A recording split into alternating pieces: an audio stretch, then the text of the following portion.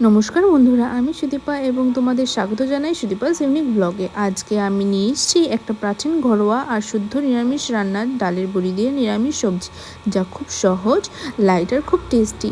চলুন দেরি না করে শুরু করি আজকের রান্না। প্রথমে গরম তেলে বড়িগুলোকে সুন্দর গোল্ডেন করে ভেজে তুলে রাখুন। এই বড়িগুলোই আমাদের রান্নার মেন হিরো।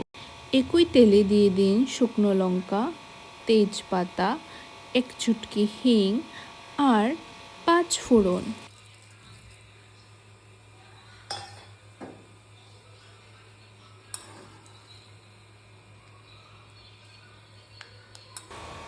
এবার এক এক করে সব কেটে রাখা সবজি তেলে দিয়ে একটু করে ভেজে নিন। ততক্ষণে দিয়ে দিন মশলা, হলুদ গুঁড়ো, জিরে গুঁড়ো, লঙ্কা গুঁড়ো, ধনে গুঁড়ো এবং লবণ।